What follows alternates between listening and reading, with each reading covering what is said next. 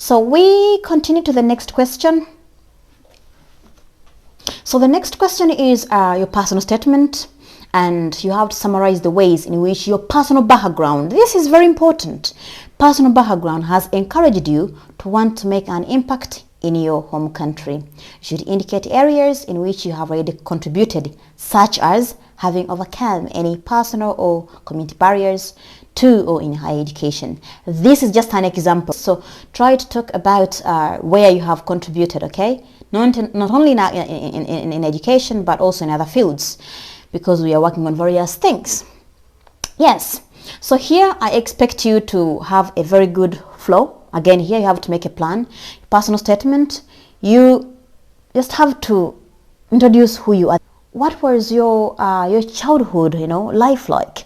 So they want to know that, and how has that influenced you, or how has that induced you to want to pursue your master's education in that subject. I'll give you an example. In my case, I love science, because passion is also important. I love science so much, so I don't leave that out. But the most important thing for me to understand is that I want to study about cancer. That is the thing. You can start, by writing, maybe you have lost loved ones to that disease, let me say cancer, or diabetes, or HIV, or infertility, or anything, any challenge, any health challenge in the community. You can start with that, or maybe you grew up in a society where people with certain disease are discriminated. That's not funny. It's not, it's not acceptable at all. So you can start like that. I grew up in this area where people having this disease are discriminated, so and so. Or you can say that I grew up in an area where this is a challenge, and then you can bring statistics to that it, maybe the rates stand at this. Yeah, you can start this in any way. So you talk about your childhood, and then after you link that to what you have done. The reason why I'm asking you to link this to what you have done is because it shows that you have been trying to find a solution to the problem. It's not that you encountered a problem when you were young and then you relaxed. So after 10 years, you are going back to it. It's good, but I think having the consistency, that continuous urge to find a solution for the problem is really important. And then after, you can indicate other things you have done.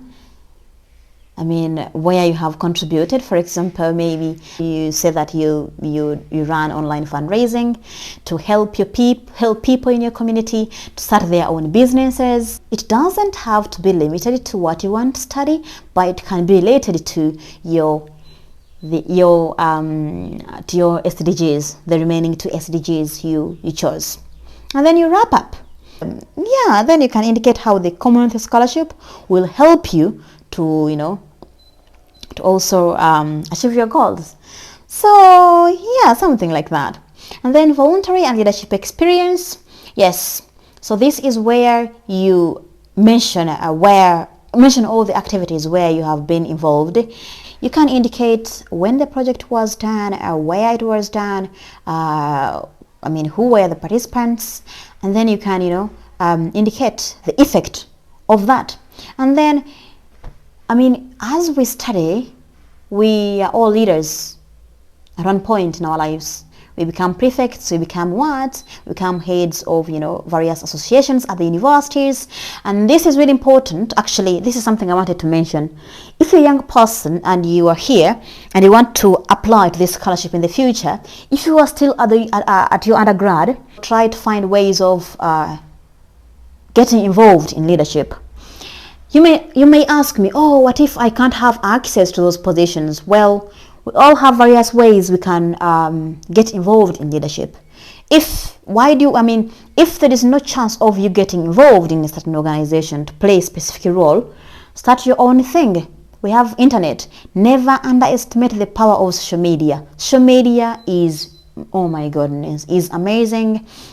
Of course, it causes harm, but it's one of the ways many people can try to air out their views and try to produce or to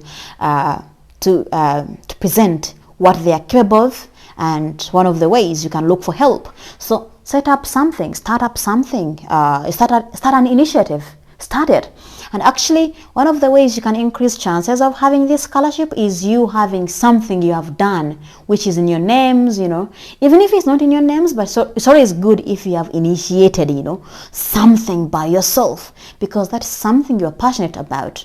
It's something that you will never, give up on, because you do it from your heart. It's something voluntary. Nobody has forced you. So many scholarships right now are not looking for people who have the highest grades in class. They're looking for people who can be good leaders in the society.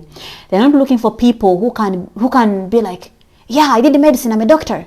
Impose a lockdown without thinking about a boda person who gets income from doing boda work. So they need people who can think about the society. They need people who think about development as development as a thing that should be achieved by the society, as a whole, instead of one person. So you need to really get involved in leadership.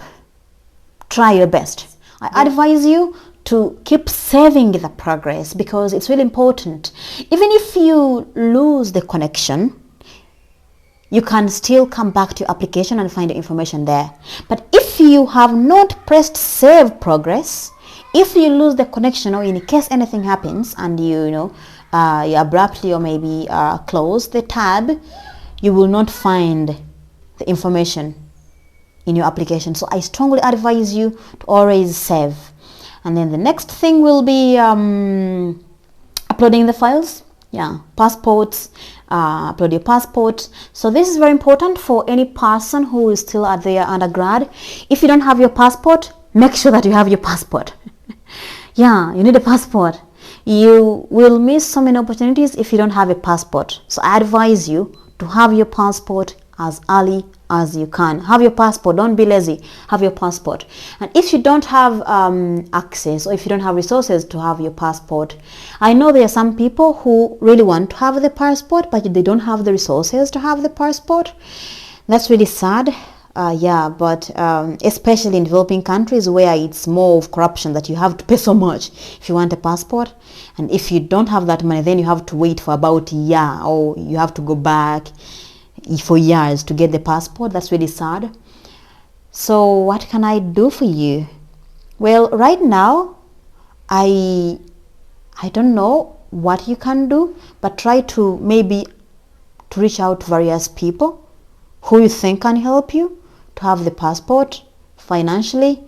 And maybe in the future, when you see that if I become a billionaire, or if I get 1,000 subscribers, and you see that I have enough content on my channel, and you see that I am earning from YouTube, don't forget to send me a message. You might be the lucky one, to get some of the monthly, monthly income from YouTube by people earning. So once you notice that, and you really don't have support, and you message me. If you find me in a good mood, of course, not like in a good mood, but of course, some people need help, and the best way for us to develop together is finding ways of helping those who need help.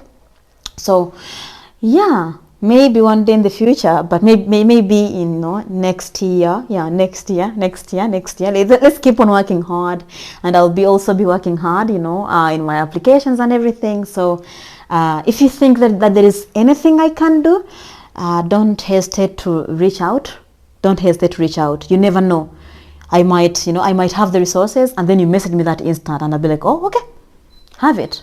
So reach out to people, and even if people don't help you, don't get discouraged. Keep on looking for help. It doesn't hurt. Just know that there are people. Expect to answers yes and no. Always have that in mind, yes and no. So keep on looking for help. If someone says no, move on. Look for help, and when you become successful, it will be so good. Then transcripts, and then your degree certificates, university offered next. Here it's very easy, nothing to worry about here. Sources you did, of course, website and everything, and then you have to tick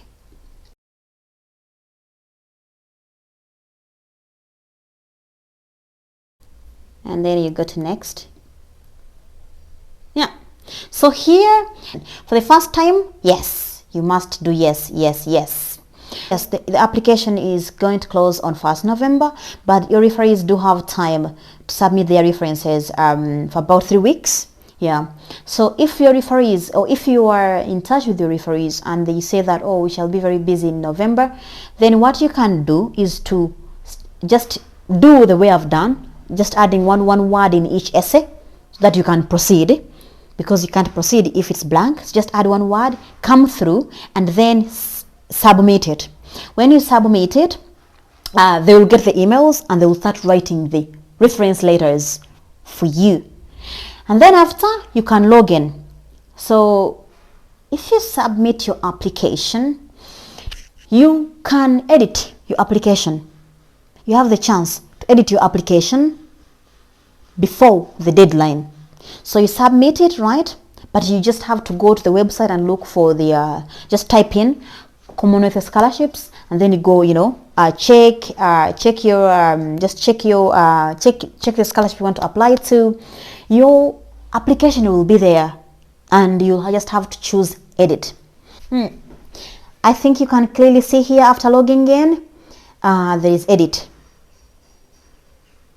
So just click edit, and then you review your application. And remember that when you reach here, don't forget to say no. If they confirmed that they received the email, then there is no need for you to swamp them with emails. So just say no. And that is when you have already submitted your application initially. So that's it, guys. Thank you so much for asking me all these questions, and I'm really happy that I can be helpful to you. And in case you have any problem, don't forget to contact me via LinkedIn or Twitter. I use Annette Nakas, so just search for me. I'm there with my with my handles in the profile picture. And don't get worried, give it your best. Try to write strong applications. There are so many candidates who have titles, who have done a lot. The good thing is that they give more than 500 applicants. I think about 700 scholarships every year. That's the best advantage about these scholarships. There is no any other scholarship I know of that gives that high number. Yeah, so apply to these scholarships. Try to make your application stronger. Get people who can proofread your essays. Make sure that you focus on what you want to study and have a proper flow in your essays. And yeah, I wish you only good luck. And tomorrow is Sunday, the deadline is Monday. But if you think that I can help you, at least with maybe proofreading your personal statement or voluntary activities part, or the plan of study, or the initial essays, don't forget to reach out to me. I might say that I might not be free the entire day, but at least if you think that I can help you, reach out. Then I'll be letting you know that, okay, I can do this, I cannot do this. Or you want to proofread this, but I'll just help you with one essay. Then look for somebody else who can help you with the second essay, something like that. So that's all. And don't forget to take care of yourself while writing these essays. Take as much water as you can, eat well, and try to write from within. Write from within. Don't die, because writing those essays can be, you can be on pressure. It's like, oh, are my essays good enough? Believe in what you're writing and believe in the potential of your studies. That's your passion. I'm sure you will win this. You will win this. If I can win it, if other people can win it, you can also win it.